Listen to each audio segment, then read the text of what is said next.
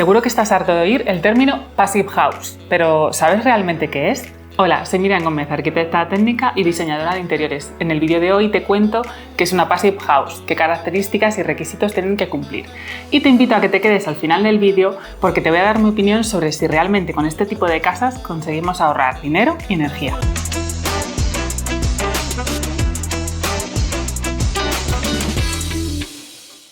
En los últimos años se está produciendo un cambio de conciencia en general y se está migrando hacia una conciencia muchísimo más ecológica y buscando opciones mucho más sostenibles.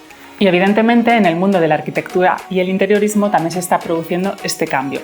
Apostamos cada vez más por materiales de calidad, materiales que puedan ser reciclables y sostenibles.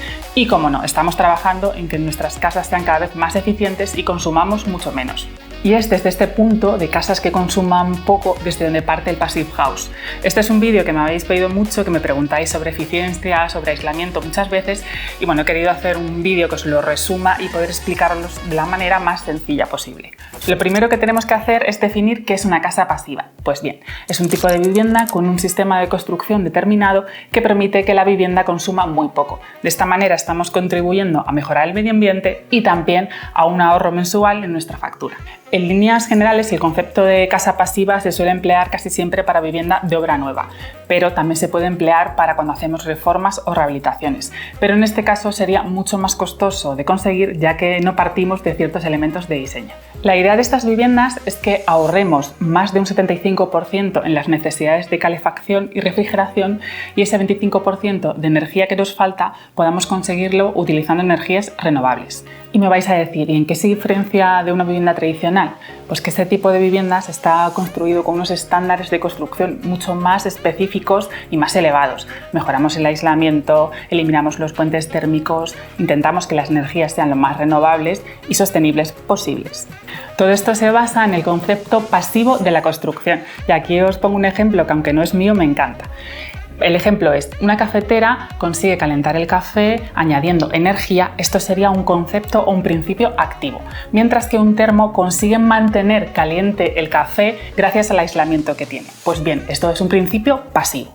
Este vídeo no está patrocinado y aprovechando el tema de hoy quiero recomendaros una ONG que es WWF ADENA, que está centralizada en la conservación del medio ambiente. Ya sabéis que tenemos que concienciarnos todos con este tema. Lo segundo que tenemos que diferenciar es de una casa pasiva del estándar Passive House. Os lo explico un poquito más despacio. Una casa puede estar construida mediante el sistema pasivo, pero no haber solicitado o llegado a conseguir el certificado del estándar Passive House. Mientras que si una vivienda tiene el estándar Passive House, ya de por sí se da por hecho que tiene que estar construido con sistemas pasivos. Passive House es un estándar internacional de eficiencia energética, confort y calidad del aire interior, que se basa en la construcción de edificios que tengan un consumo energético casi nulo. Es un concepto constructivo que surge en Alemania en los años 90. La certificación Passive House es un referente mundial en lo que se refiere a construcción de casas pasivas. Y para poder decir que tu casa es Passive House, has debido de solicitar y obtener este certificado. ¿Pero qué requisitos tiene que cumplir una vivienda que sea Passive House? Una demanda de calefacción inferior a 15 kWh por metro cuadrado al año. Una demanda de refrigeración inferior también a 15 kWh por metro cuadrado al año. Una demanda de energía primaria inferior a 120 kWh por metro cuadrado al año. Y una hermeticidad inferior a 0,6 renovaciones de aire por hora.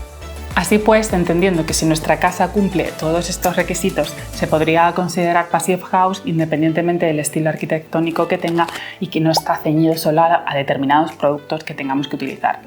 Realmente, aunque sea un concepto de los años 90, es algo que todavía se está implantando, es incluso algo nuevo y va llegando poco a poco con la reorganización de leyes y normativas que cada vez son más estrictas. Pero para que veáis un ejemplo, la normativa que rige la construcción en España es el Código Técnico de la Edificación y dentro de su apartado de ahorro energético establece un consumo máximo de calefacción de 45 kWh por metro cuadrado al año. Como veis, es el triple del estándar que tenemos en el Passive House. Por cierto, si no lo habéis visto ya, te recomiendo que veas el vídeo que hicimos sobre tendencias de viviendas en el 2021 en el que ya os hablábamos sobre eficiencia energética. Los 5 principios sobre los que incide el Passive House son el aislamiento, las ventanas, la hermeticidad, la ventilación mecánica y los puentes térmicos.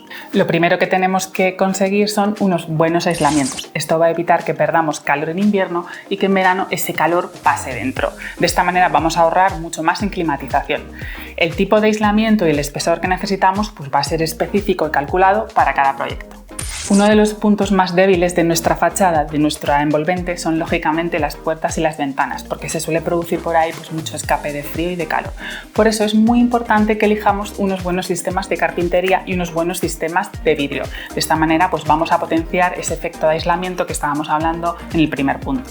Existen muchos tipos de carpintería, pero principalmente en el mercado triunfan dos, que son las de PVC y las de aluminio. Las de PVC es un plástico en sí, por decirlo de alguna manera, con lo cual ya resulta un material aislante, y a las de aluminio se les ha incorporado la rotura de puente térmico, que es una goma en el interior que evita que de esta manera se transmita el frío y el calor. Evidentemente, el tipo de ventana de perfil que necesitamos pues se va a calcular según las necesidades del proyecto, al igual que el tamaño y el espesor del vidrio que va a llevar nuestra ventana. También quiero hacer hincapié que aunque esto no tenga que ver mucho con el estándar Passive House, poniendo también una puerta y ventana vamos a conseguir también mejorar nuestro confort acústico. En una vivienda normal, el aire que necesitamos en el interior para respirar pues pasa a través de puertas, ventanas, pasos de instalaciones, a través de los materiales, pero no es un aire controlado, no sabemos tampoco lo filtrado que está, la humedad que trae y por supuesto pues va a pasar a la temperatura que esté en el exterior. En una casa pasiva, este aporte de aire va a pasar de manera controlada, produciéndose su filtrado, controlando sus condiciones de temperatura y de humedad para que obtengamos dentro el confort óptimo. ¿Esto qué quiere decir? Pues que en este estándar se trabaja muchísimo en que nuestra casa, nuestra envolvente, resulte lo más hermética posible, que se construya de manera que no queden rendijas, huecos, que esté todo perfectamente sellado, para que no nos pase el aire de fuera que no queramos que entre. En relación con el punto anterior, pues vamos a controlar esta entrada y salida de aire mediante un sistema mecánico de ventilación mecánica que se conoce como recuperador de calor. Este sistema está formado por dos circuitos, el circuito de entrada de aire fresco del exterior y el circuito de salida de aire viciado desde el interior. Estos dos tipos de aire pasan a través de un elemento que se llama recuperador. ¿Qué hace el recuperador? Extraer el 80% del calor del aire viciado que ya teníamos calefactado en el interior y lo aporta al aire fresco que entraba del exterior y lo hace llegar hacia la estancia en la que estamos. Para que me entendáis, aprovecha la energía que ya habíamos usado para calentar el aire que está saliendo y la utiliza para calentar el aire que está entrando sin que tengamos que utilizar más energía para hacerlo. Como comprenderéis, esto ahorra un montón de energía y evidentemente se traduce en la factura al mes. Sin haber construido una casa 100% pasiva, ya me ha pasado con algunos clientes que hemos instalado este sistema de recuperación de calor y han notado muchísimo, cuando sobre todo era una reforma y tenían referencia de lo que gastaban antes, a lo mucho que ahorran, a lo que gastan ahora habiendo instalado este sistema. Estamos hartos de oír hablar de los puentes térmicos, pero ¿realmente qué son? Pues es un punto de nuestra envolvente en los que se produce más fácilmente la entrada o salida de frío o calor. ¿Y por qué pasa esto? Pues o bien porque están hechos de un material que es mucho más conductor o porque es un material que está en contacto con el exterior y el interior y hace como de puente para ese paso térmico. El estándar que persigue, por lo tanto, el Passive House en este tipo de viviendas es que no existan o que eliminemos al 100% los puentes térmicos. ¿Cómo? Construyendo con una capa de aislamiento continua que no esté rota en ningún punto, que en el caso de que tenga que romperse sea por un elemento o un material que sea menos conductor, o que sobre todo cuidemos mucho los encuentros, los sellados, las puntas, para que no haya este paso de frío y de calor como estábamos hablando. Aparte de los 5 principios sobre los que se centra el Passive House, hay otros condicionantes de diseño que también nos van a afectar a este tipo de vivienda. El primero, evidentemente, es el emplazamiento, el lugar en el mundo donde va a estar ubicada nuestra vivienda, ya que va a estar expuesta a un determinado clima, a una época de lluvias o no, el rango de temperaturas que tengamos y también al relieve, la orografía, si hay montañas cerca, si está en una zona de costa, si hay un bosque natural que pueda dar sombras, etc. El segundo condicionante de diseño que es muy importante es la orientación solar. El hecho de que nuestra vivienda tenga una buena orientación nos puede conseguir que por un lado tengamos una casa luminosa y además sepamos cómo aprovechar esa luz solar. En el hemisferio norte la mejor orientación es la sur porque exponiendo los mayores huecos hacia la zona sur, hacia la orientación sur, vamos a aprovechar mucho más la luz del sol y nos va a ayudar a calentar a través de estos huecos y ventanas, teniendo así menos demanda de calefacción. Evidentemente, en el hemisferio sur es justo al contrario. También es muy útil aprovecharnos de las fachadas y las cubiertas y sobre todo de su color y cómo reflejan la luz. Por ejemplo, en climas muy cálidos, fachadas y cubiertas de tonos claros nos ayudan a reflejar la luz, de esta manera no absorben tanto calor y viceversa. Precisamente en ciertas épocas del año, para protegerse de este exceso de luz o de esta radiación, se estudia en las casas pasivas los sistemas de protección solares, que pueden ser toldos, pérgolas bioclimáticas, porches, stores, todo aquel elemento que nos ayude a proteger del exceso de radiación, pero que esté orientado de manera que no nos quite la luz cuando la necesitemos. También es importante conocer los vientos que tengamos en nuestra zona, si son vientos cálidos, si son vientos fríos, qué dirección tienen, porque podemos aprovecharnos también de las características del viento para refrigerar y refrescar nuestra vivienda. Como veis, en las Passive House se aprovecha absolutamente todo. Es verdad que al principio del vídeo hablábamos que el estándar Passive House no determina la tipología constructiva o el diseño arquitectónico que pueda tener nuestra vivienda. Es verdad que da igual, que podemos diseñarla como queramos. Pero es lógico pensar que en climas muy cálidos es mejor una casa que sea más dispersa, de un concepto más abierto, que nos permite dispersar y soltar mejor el calor, mientras que si nuestra vivienda se va a ubicar en un clima frío, pues cuanto más compacta, que pueda tener una forma de cubo, de caja, va a ser más fácil que podamos mantener el calor dentro. Antes de entrar en mi opinión personal, que yo creo que es lo que realmente estáis esperando, me gustaría aclararos un par de mitos que circulan por ahí sobre las casas pasivas. El primero es que las casas pasivas no necesitan calefacción. Esto no es cierto. Evidentemente estamos trabajando en conseguir un edificio que sea de un consumo casi nulo, pero evidentemente se tiene que adaptar a todas las condiciones climatológicas, al frío, a la noche, a los cambios de temperatura, con lo cual siempre vamos a necesitar un pequeño aporte de energía extra para climatizar nuestra vivienda. Y el segundo mito es que la gente tiende a generalizar, en plan, mi casa tiene mucho aislamiento, seguro que es pasiva. No, ya habéis visto que los estándares son muy estrictos, que hay que cumplir muchas cosas y no es lo mismo una casa bien aislada, que esté bien construida, que pueda tener una buena clase energética, incluso una clase A, pero esto no es igual que tener el estándar Passive House. Viendo todo lo que hemos estado hablando a lo largo del vídeo y en mi opinión también, es lógico pensar que una casa pasiva es mejor que una casa tradicional. Es una casa que está construida muchísimo mejor, es mucho más confortable porque está pensado con estos estándares tan estrictos que hacen que tenga mayor calidad, con lo cual va a consumir menos y esto va a hacer que gastemos menos en la factura mensual. En líneas generales, frente a un sistema de construcción muy tradicional y muy básico, podemos llegar a ahorrar hasta un 90% de energía en calefacción y refrigeración. Así es que, resumiendo, ahorramos energía en nuestra factura mensual. Estamos cuidando el medio ambiente porque consumimos mucho menos. Ganamos en confort y en calidad de vida en nuestro interior.